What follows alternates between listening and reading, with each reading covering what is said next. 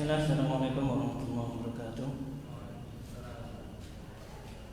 Innal hamdalillah nahmaduhu ta'ala wa nasta'inuhu wa nastaghfiruh wa na'udzu billahi min shururi anfusina wa min sayyiati a'malina. May yahdihillahu fala mudilla lahu wa may yudlil fala hadiya lahu. Ashhadu an la ilaha illallah wahdahu la syarika lahu wa ashhadu anna Muhammadan 'abduhu wa rasuluhu la nabiyya ba'dahu. Ya ayyuhalladzina amanu taqullaha haqqa tuqatih wa la tamutunna illa wa antum muslimun. Amma ba'd. Ayyuhal ikhwan rahimani wa rahimakumullah jami'an. Alhamdulillah kita bisa berjumpa kembali pada hari ini. Insyaallah pada hari yang kelima dari bulan Ramadan tahun ini. Insyaallah kita akan membahas yaitu tafsir dari surah Al-A'la. Dan saya harapkan untuk di pekan mendatang kita mulai lebih awal nanti supaya bisa menyelesaikan tafsir surah Al-A'la dan surah Al-Ghasyiyah selama bulan Ramadan ini.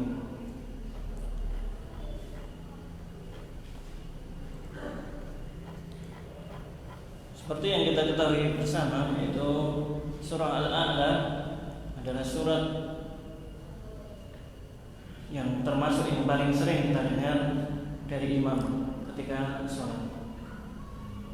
Di antara keutamaan dari surah Al-A'la ini, kenapa kita membacanya atau membaca tafsirnya, yaitu karena seringnya kita mendengar surah ini dibaca oleh imam. Jadi agar lain kali ketika kita mendengarnya kita bisa memahami kandungan yang sangat agung dari surah Al-A'la. Surah Al-A'la bersama dengan surah Al-Ghasyiyah itu biasa dibaca oleh Nabi SAW ketika sholat Id. Demikian juga dalam sholat Jumat. Sebagaimana yang diriwayatkan dari Nu'man bin Bashir radhiyallahu ta'ala anhu, beliau mengatakan kana Rasulullah sallallahu alaihi wasallam yaqra'u fil 'idaini wa fil jum'ah bisabbihi isma rabbikal a'la wa hal ataka haditsul ghasyiyah. Rasulullah sallallahu alaihi wasallam beliau biasa membaca, karena di sini bermakna istimrar, terus-menerus atau sering. Biasa membaca di dalam dua Id, yaitu Idul Fitri dan Idul Adha, dan juga di dalam sholat Jumat dengan surah pada rakaat yang pertama dengan Sabbihi isma rabbikal a'la, dan pada rakaat yang kedua dengan hal ataka haditsul ghasyiyah. Hal ini menunjukkan keutamaan dari dua surat ini, yaitu surat Al-A'la dan surah Al-Ghasyiyah, yang mana dipilih oleh Nabi SAW dibaca ketika hari berkumpul manusia, yaitu ketika hari raya Id dan ketika hari raya bekanan hari Jumat. Dan dimaklumi hari raya kaum muslimin itu penuh dengan makna-makna ibadah, penuh dengan peringatan dari neraka dan dorongan ke surga, peringatan terhadap hari akhir, sehingga hari raya kaum muslimin itu tidak dirayakan dengan hura-hura, tapi dengan ibadah-ibadah yang sangat agung. Sebagaimana kita maklumi pada hari raya pekanan Jumat, sebelum sholat Jumat itu hari Kamisnya kita diperintahkan atau disunahkan untuk berpuasa. Sebagaimana dalam sebuah hadis yang masyhur, rufi'al a'mali yaumal khamis, yaumal isnin wa yaumal khamis. Wa uhibbu an turfa'a amali wa ana shaim. Amal-amal manusia itu diangkat pada hari Senin dan hari Kamis. Dan Nabi mengatakan, dan saya senang ketika hari diangkatnya amalanku itu aku dalam keadaan berpuasa. Dan juga ketika selesai sholat Jumat kita diperintahkan untuk banyak bersolawat kepada Rasulullah SAW dan banyak berdoa, karena waktu-waktu itu adalah waktu-waktu yang mustajab. Pada hari raya Idul Fitri, sebelum perayaan hari raya, kita diingatkan atau kita melakukan ibadah yang sangat agung, sebulan penuh kita melakukan puasa di bulan Ramadan, dan menjelang hari raya Idul Fitri kita mengeluarkan zakat fitri, dan selesai Id pun setelah kita diingatkan dengan surah Al-A'la dan surah Al-Ghasyiyah, kita diperintahkan untuk berpuasa 6 hari di bulan Syawal.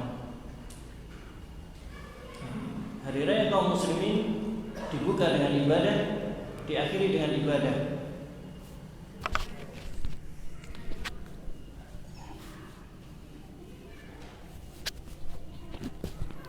Dan juga ketika Idul Adha dimaklumi, sebelum hari raya Idul Adha ada rangkaian ibadah haji, di tanggal 9 ada puasa Arafah, ada wukuf, dan ibadah-ibadah agung lainnya. Dan selesai kita melaksanakan sholat Idul Adha, kita diikuti dengan perintah untuk berkorban, menyembelih hewan kurban.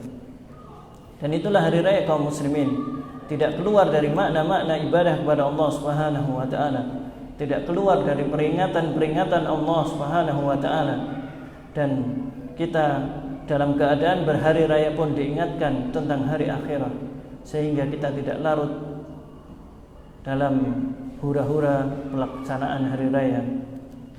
Kemudian juga sekedar tambahan, kalau di hari raya Idul Fitri dan Idul Adha itu selain surah Sabbih Isma Rabbikal A'la dan surah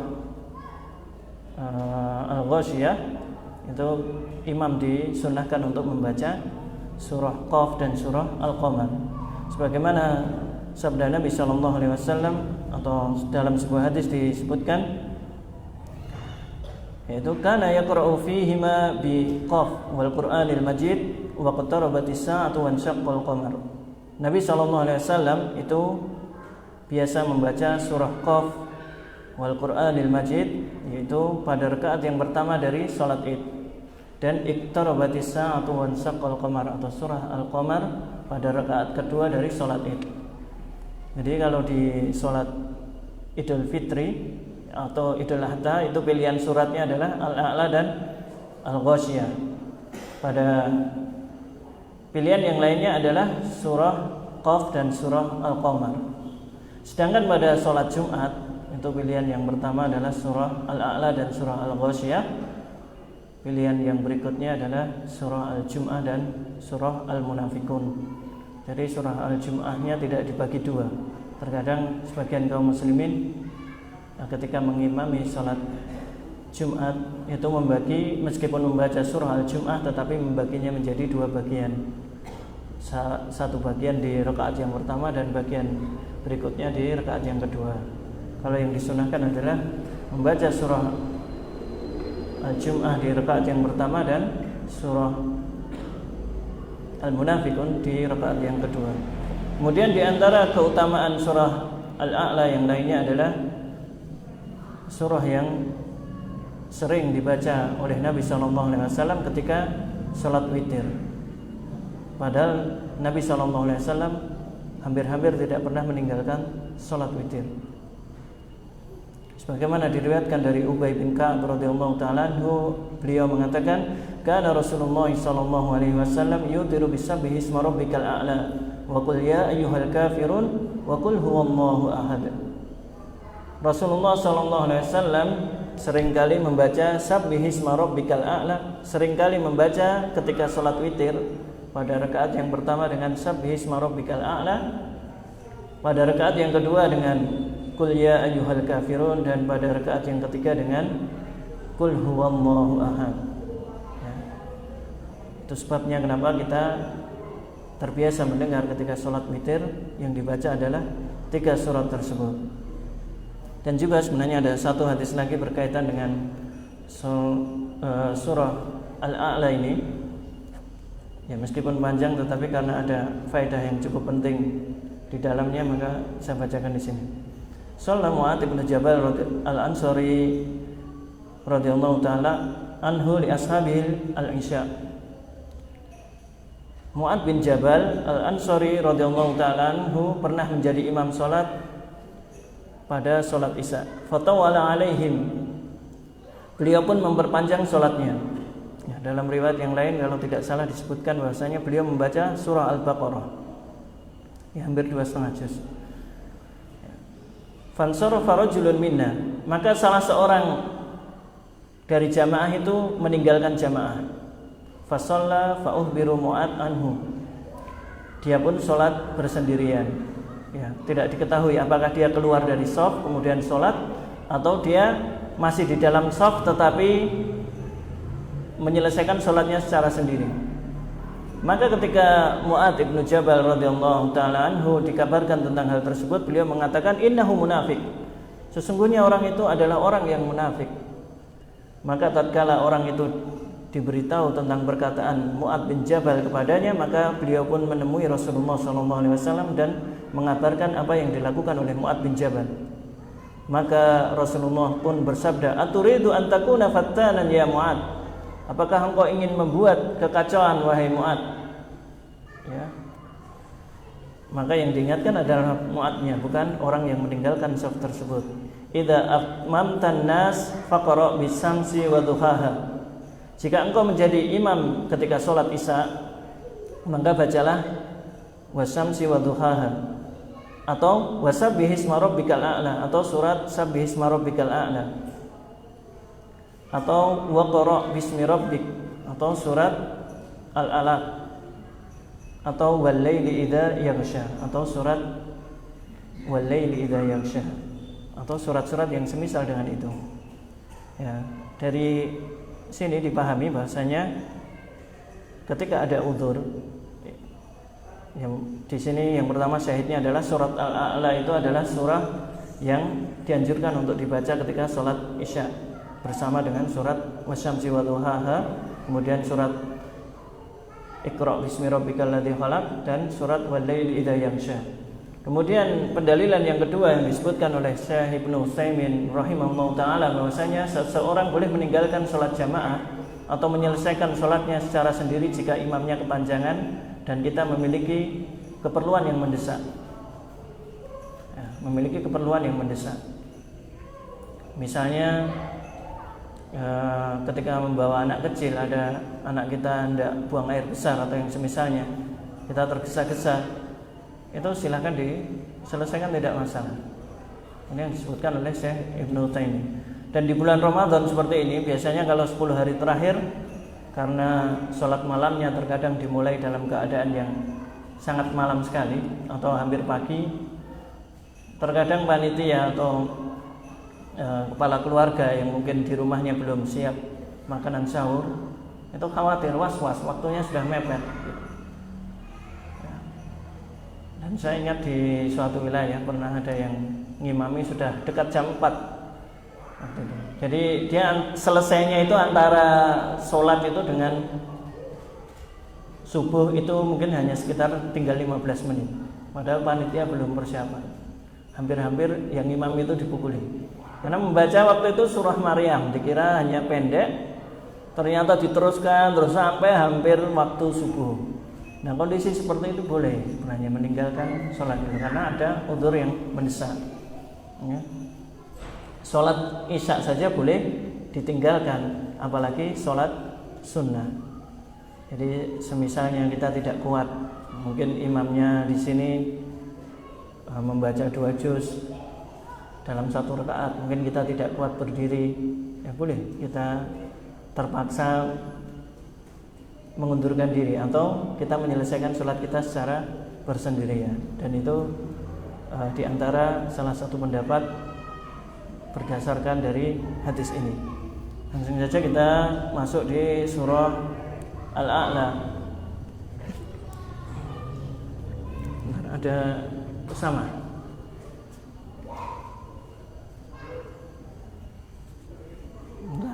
Nah, silakan dibaca surah Al-A'la. Dari hafalan saja. Maju sini, tidak apa-apa.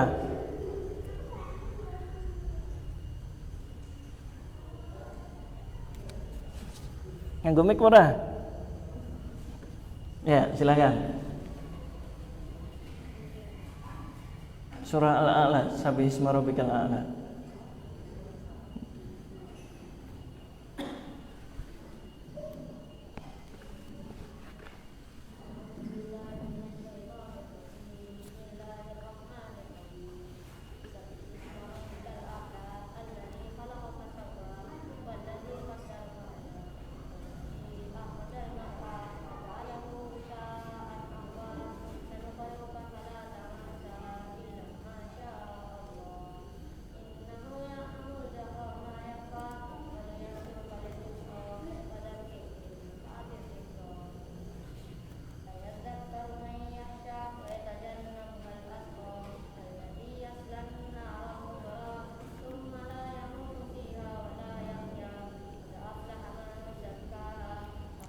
Qad aflaha man tazakka wa dzakaras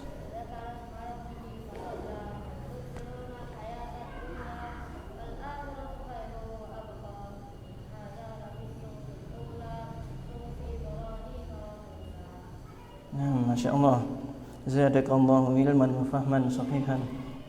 Nanti hadiahnya setelah salat maghrib ya. Ya, itu tadi kita sudah mendengarkan surah Sabbihisma rabbikal a'la, dan saya yakin insyaallah kita semua sudah menghafalnya ya, dari surat tersebut. Pada ayat yang pertama sampai yang ketiga, Sabbihisma rabbikal a'la alladzi khalaqa fasawwa walladzi qaddara fahada. Ya'muru ta'ala bitasbihihi al-mutadammini lidzikrihi wa ibadatihi wal khudu'i li jalalihi wal istikanati li 'azamatihi wa an yakuna tasbihan yaliqu bi 'azamatillahi ta'ala bi an tudhkara asma'ul husna al-'aliyah 'ala kulli ismin bi ma'naha al-hasanil 'azim wa tudhkara af'aluhu allati minha annahu khalaqal makhluqat fasawwaha ay atqanaha wa ahsana khalqaha walladzi qaddara taqdiran tatba'uhu jami'al muqaddarat fahada ila dzalika jami'al makhluqat.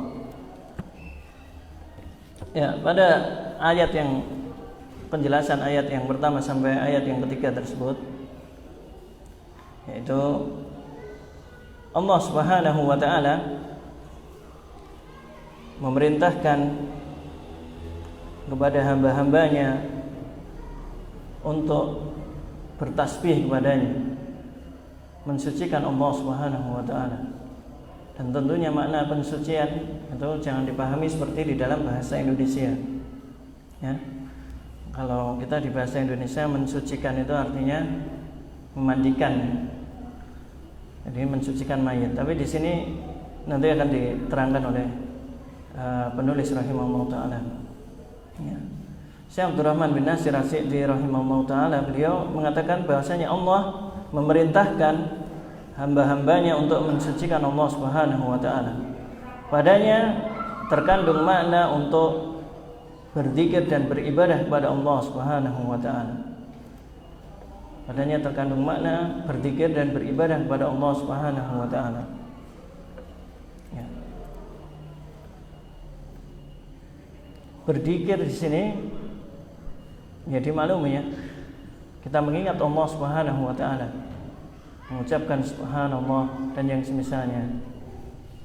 Kemudian beribadah kepada Allah Subhanahu wa taala itu artinya kita berdoa kepada Allah Subhanahu wa taala dengan nama-namanya yang husna. Sebagaimana firman Allah Subhanahu wa taala, walillahil asmaul husna fad'uuhu biha. Dan Allah memiliki nama-nama yang berada pada puncak-puncak kebaikan, maka berdoalah dengan nama-nama Allah tersebut. Kemudian makna mensucikan Allah pada nama-namanya yang berikutnya adalah kita mensucikan nama-nama Allah dari kekurangan-kekurangan. Jadi misalnya dikatakan dalam ayat tersebut, Allah Al-A'la, yang maha tinggi, maka kita mensucikan Allah dari kekurangan. Misalnya Allah memang namanya maha tinggi, tetapi Allah tidak di atas, tidak di bawah, maupun tidak di mana-mana. Nah, kita berlindung kepada Allah dari ucapan yang semisal ini, atau mengatakan Allah ada di mana-mana dan yang semisalnya. Dan kita mensucikan Allah dari kekurangan-kekurangan pada nama-namanya, di antaranya adalah ketika Allah menciptakan Al-Khaliq, Allah Maha Mencipta. Ketika ada makhluknya yang kurang atau cacat dan yang semisalnya, maka tidak menunjukkan bahwasanya Allah itu memiliki kekurangan, karena memang hal itu diciptakan oleh Allah sesuai dengan apa yang Allah kehendaki. Bahkan Allah ketika memelihara langit dan bumi, dikatakan dalam ayat kursi, wala ya'udu hifdhuhuma wa huwal aliyyul azim. Allah tidak merasa berat untuk memelihara keduanya, yaitu memelihara langit dan bumi. dan Allah Maha Tinggi lagi Maha Agung. Kemudian kita juga mensucikan Allah Subhanahu wa taala dari penyerupaan, kemudian permisalan, atau tidak meyakininya, atau menolak, atau memalingkan maknanya kepada yang lainnya.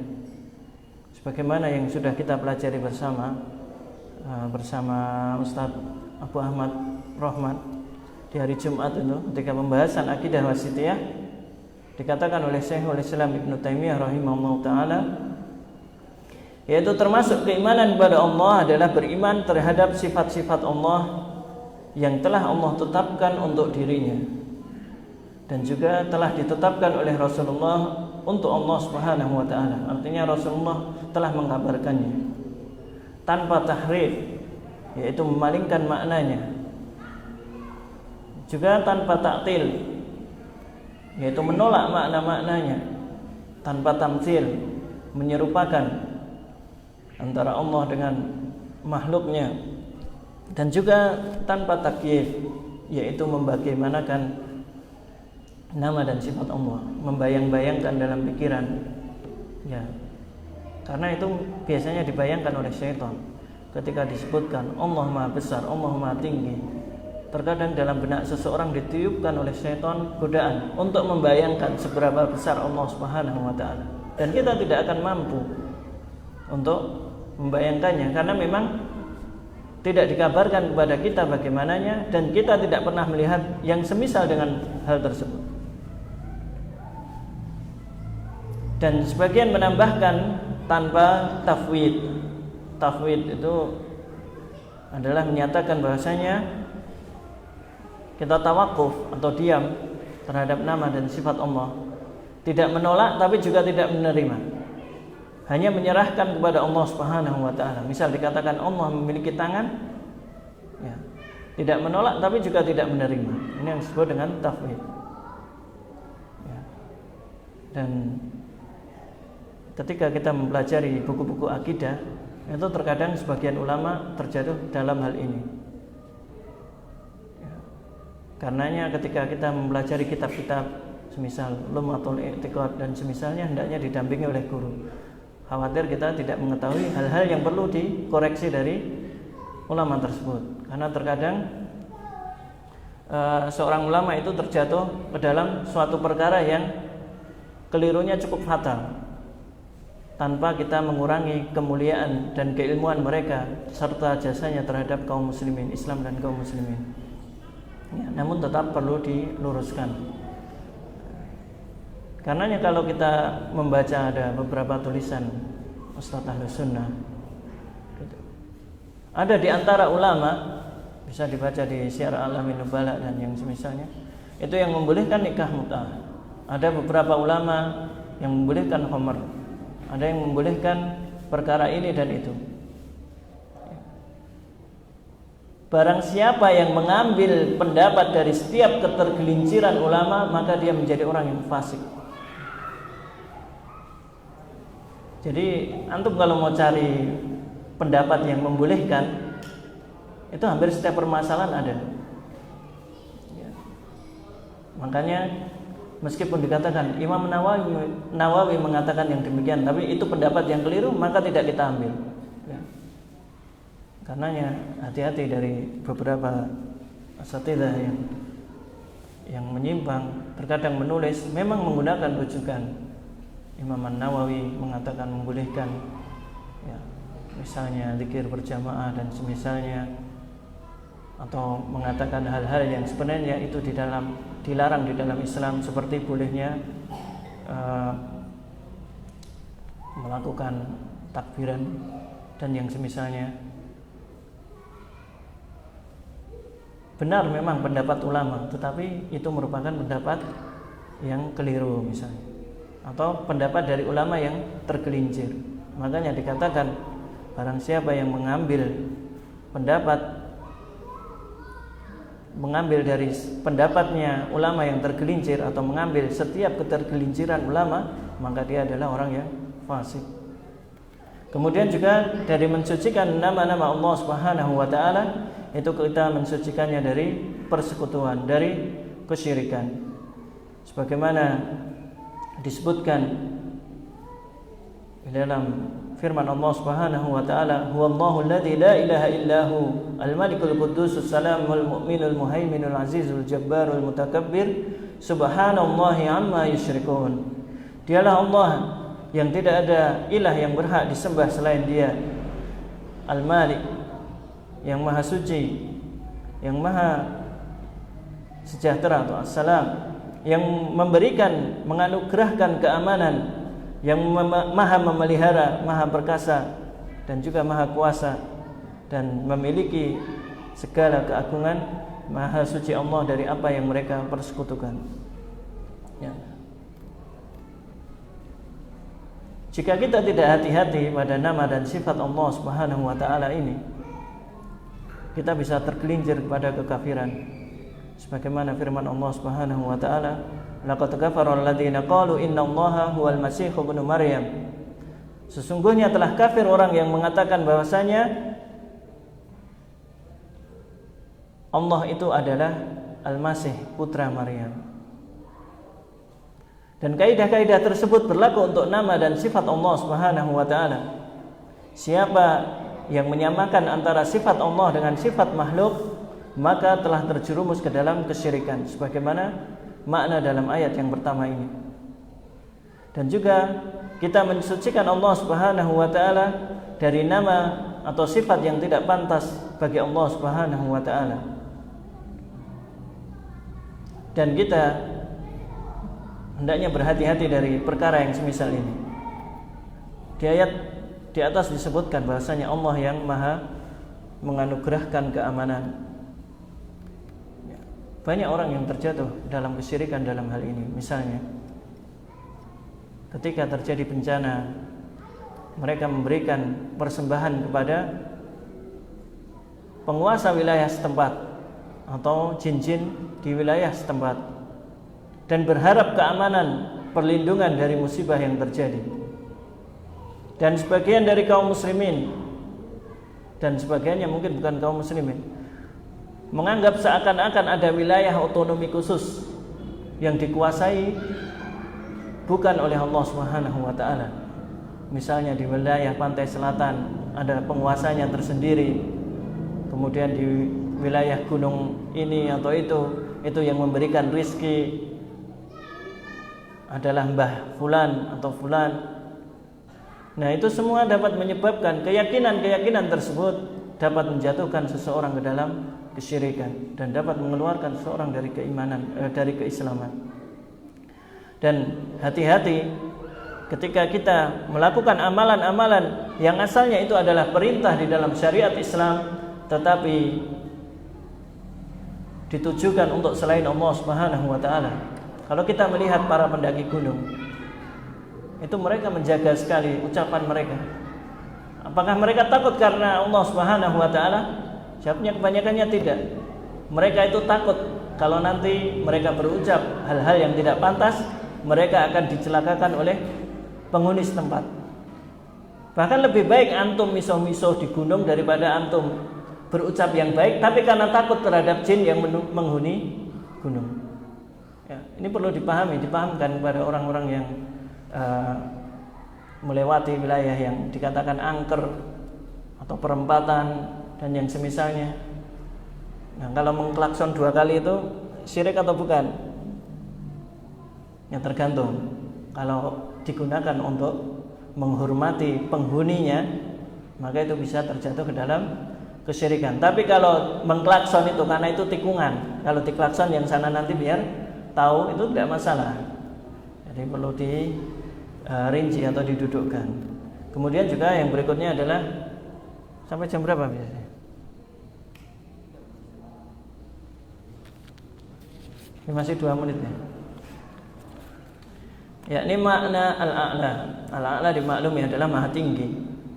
Ya, maha tinggi zatnya, yaitu Allah di atas. Ya, saya kira sudah jelas ya. Kemudian maha tinggi kedudukannya, kemudian sempurna sifat dan nama-namanya dan yang semisalnya. Kemudian disebutkan alladzi khalaqa fasawwa, Allah yang menciptakan dan menyempurnakan penciptaannya. Allah adalah satu-satunya pencipta dan menyempurnakan penciptanya. Ya, Allah adalah Al-Khaliq yang Maha Mencipta. Adapun selain Allah, ma siwallah huwal makhluk. Semua selain Allah Subhanahu wa taala itu disebut dengan makhluk. Adapun manusia ketika dia membuat sesuatu, dia hakikatnya tidak dikatakan mencipta. Mencipta itu dari tidak ada menjadi ada. Tapi kalau manusia dari apa? Dari sesuatu mereka mengubahnya. Dari sesuatu mereka mengubahnya. Contoh manusia menciptakan telepon misalnya. Logam misalnya tembaga untuk menyalurkan sinyalnya, kemudian dan lain sebagainya. Itu semua yang menyediakan Allah Subhanahu wa taala. Kemudian Allah juga yang mengilhamkan kepada penemunya untuk melakukan hal tersebut. Ya. Nanti disebutkan dalam ayat yang ketiga, walladzi qaddara fahada, yang menetapkan, menentukan kadar dan memberikan petunjuk. Asalnya semua makhluk diberikan petunjuk. Hewan diberikan insting, diberikan ilham, sehingga hewan tahu bagaimana dia bereproduksi, bagaimana dia berkembang biak. Kemudian tanaman itu juga tahu apa yang harus dia lakukan. Dan manusia pun diberikan ilham, ya, petunjuk. Kenapa kita mengetahui ini bisa dimakan, ini tidak bisa dimakan? Itu adalah petunjuk dari Allah Subhanahu wa taala. Kemudian dalam ilmu pengobatan, tanaman ini bisa dipakai obat, tanaman ini tidak. Itu yang mengajarkan adalah Allah Subhanahu wa taala. Meskipun sebagian manusia masih mencoba, tetapi diberikan ilham oleh Allah Subhanahu wa taala. Jadi jangan antum kira bahwasanya kita dulu itu adalah primitif kemudian mencoba-coba. Ini kertas bisa dimakan atau tidak, ini semua dicoba-coba. Tidak seperti itu. Tapi Allah ilhamkan. Kemudian dalam pengobatan itu Allah ilhamkan ini bisa dipakai pengobatan, ini tidak bisa, dan seterusnya. Jadi tidak semua tanaman dicoba mati, itu tidak seperti itu. Jadi Allah berikan ilham. Ya. Mungkin hanya ini saja yang bisa saya sampaikan. Semoga bisa kita lanjutkan di waktu yang lainnya. Dan sebagai penutup, ya, ini berkaitan dengan firman Allah Subhanahu wa taala, wa qalu ma hiya illa hayatuna dunya namutu wa nahya wa ma yuhlikuna illa ad-dahr.